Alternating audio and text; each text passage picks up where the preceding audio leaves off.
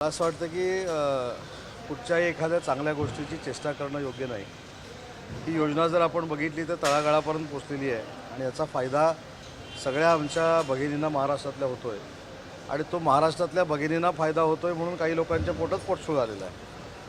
आज उद्धव ठाकरे सुद्धा मोठी टीका केलेली आहे. पक्ष चोरून विजयी झालेले आहेत. आज ते बांधावर जाऊन शेतकऱ्यांच्या बांधावर जाऊन पाहणी हे असं अनेक वेळा झालेलं आहे. शेतकऱ्याच्या बांधावर जाऊन अनेक वेळा त्यांनी पाहणी केलेली आहे.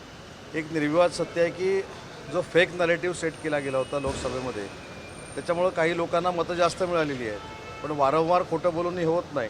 त्याच्यामुळे विधानसभेच्या निवडणुकीनंतर कुठच्याही परिस्थितीमध्ये महाराष्ट्रामध्ये महायुतीचं सरकार येईल आणि महायुतीचाच मुख्यमंत्री होईल.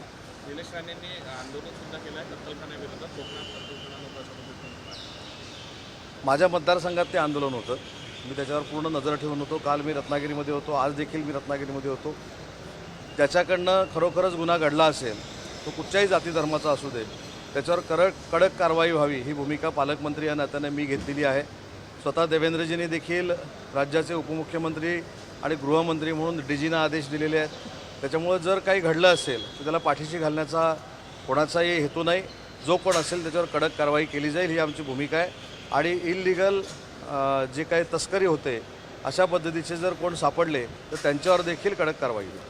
महायुतीमध्ये मनोमिलनाच्या गोष्टी होतात. देवेंद्रजी, एकनाथ शिंदे त्यांनी सगळ्यांना कार्यकर्त्यांना सांगितले मनोमिलन ठेवा, पण राणे आणि सामंत कुठेतरी यांच्यामध्ये मनोमिलन होताना दिसत नाही.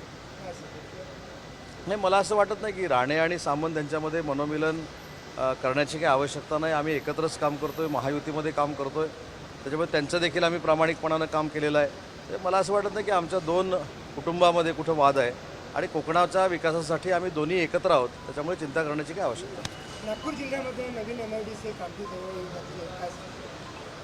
नागपूरमध्ये एकाच ठिकाणी नाही, अनेक ठिकाणी MIDC होत आहेत. काही ठिकाणी क्लस्टर होत आहेत. भंडाऱ्यासारख्या ठिकाणी देखील क्लस्टर होत आहे.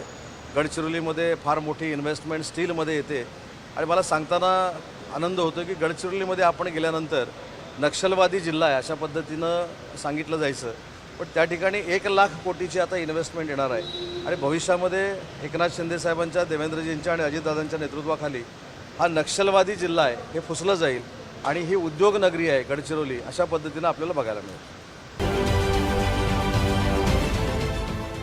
देश विदेशातील प्रत्येक घडामोडींचे लाईव्ह अपडेट मिळवण्यासाठी आता साम टीव्हीच्या सर्व सोशल मीडिया प्लॅटफॉर्मला लाईक, फॉलो आणि सबस्क्राईब करा. तसंच सर्व नोटिफिकेशनसाठी बेल आयकॉन प्रेस करायला विसरू नका.